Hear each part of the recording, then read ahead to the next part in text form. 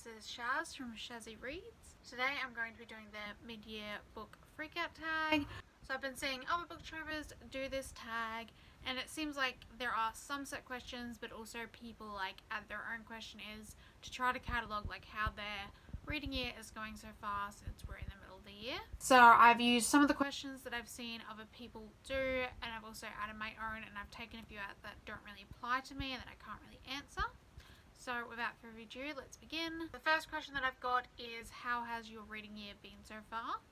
So I think it's been going really well for me. I haven't been reading as much, but I think that that's been a good thing, because before I was forcing myself to complete a lot of books that I didn't really like, and this year I've kind of been like, no, let's stop doing this. If we're not feeling it and within the first 50 to 100 pages, I just DNF something. And I think that that's been really helping me to just focus on enjoying reading and not be too stressed about the numbers.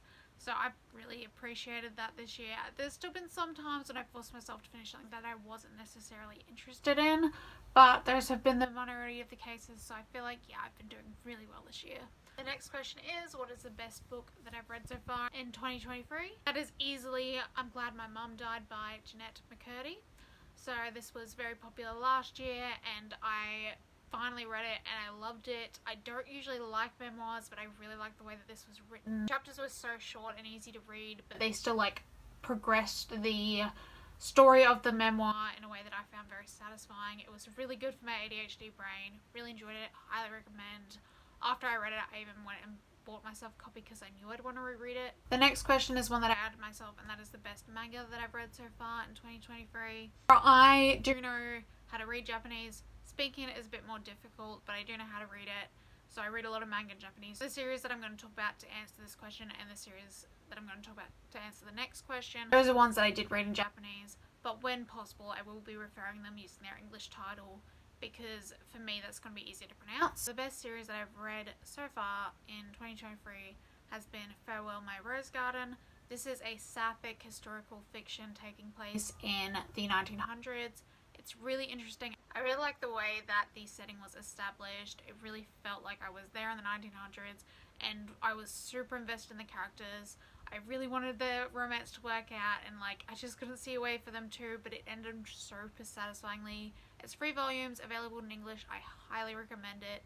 I loved it. I also want to give a shout out to Hana Monogatari, which is not available in English. It is about this older woman whose husband dies, and that leads to her having a new lease on life. She meets this other older woman, and there's a romance there. She gets into makeup and clothes and stuff.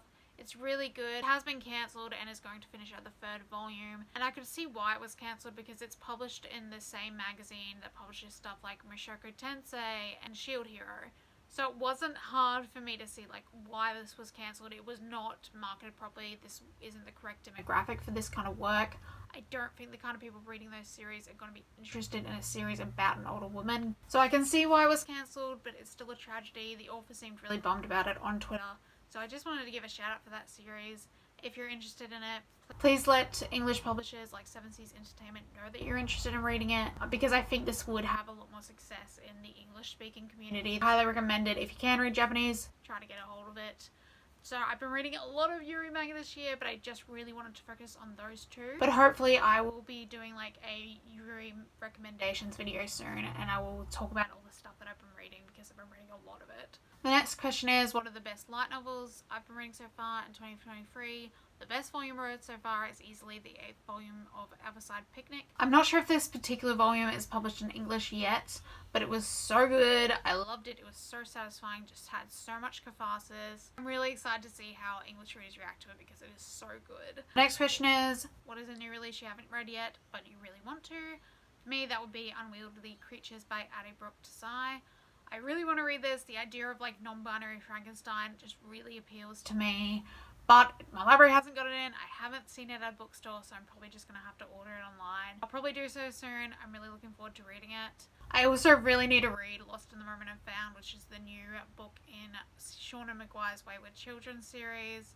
But that's a novella, and it's super expensive for a novella. So I don't know when I'm going to read it, but I definitely do want to read it this year. The next question is, what upcoming releases are you excited for? So I took a look at Goodreads new releases. That is the only reason why I still have a Goodreads, is because I really like that function. I'm really looking forward to Divine Might by Natalie Haynes. I really liked Pandora's Jar. I haven't really liked her fiction stuff, but I do enjoy her non-fiction stuff. So hopefully Divine Might falls more in line with what I've enjoyed from her. Also, and there's a new Murderbot Diaries book coming out. Really looking forward to that. And I also enjoyed City of Nightmares by Rebecca Chauffeur this year. And the sequel, Cage of Dreams, is coming out this year. So I'm really looking forward to that as well. The next question is biggest disappointment so far. This was going to be The Genesis of Misery by Neon Yang, because I did not like that. I finished it, I was like, I don't get this. Maybe would have gotten this if I had seen Neon Genesis Evangelion, but I hadn't. That was going to be the biggest disappointment, but I just finished Seasonal Fears by Sean and Maguire, and I really hated that book. I will be talking about it in my July wrap-up, but it was such a disappointment.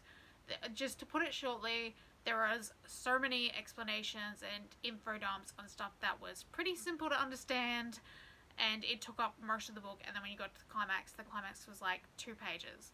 So like, very disappointing for me. Again, I'll be talking about it in my July wrap-up, but just, yeah, I have so many negative thoughts about that book. The next question is, what was the biggest surprise so far? I'd have to say The Sunbury Trials by Aidan Thomas.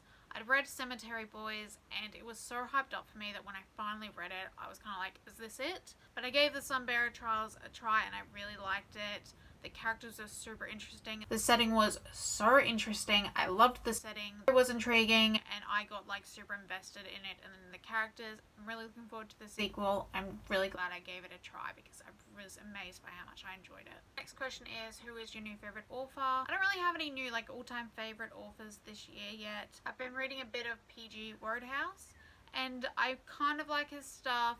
I think he's pretty funny, but definitely some of his humor is a bit outdated, but I will be reading more of him. I also was introduced to Vaishnavi Patel this year through her debut novel, KK, and I really enjoyed that. I'm definitely looking forward to seeing what she does in the future. So those are probably the 2 standouts for me this year. Question number 10 is, who is your newest favourite character? I would say Nia from The Sunbury Trials. I really liked her. I love buff idiots who are loyal to their friends. She was just really my type. I really loved her. I can't wait to see what she does in the sequel. The next question is, what is the most beautiful book that you have obtained this year? For me, that is this copy of Rebecca by Daphne du Maurier. I found it at Knopp Shops. It's a bit worse for wear, but I do think it's really pretty, and I'm glad I've got it on my shelf. And the final question is, what books do you really need to read by the end of the year? I'm really hoping that I get through the Lord of the Rings trilogy this year. I borrowed the trilogy from my dad last year, and I still haven't gotten around to it. I haven't had the motivation for it. I believe I'm getting some time off around Christmas, so maybe I should do like a vlog then. So hopefully I'll get around to it this year. So that is it for this video. Thank you for watching. I hope you have a fantastic day, and I will see you next time.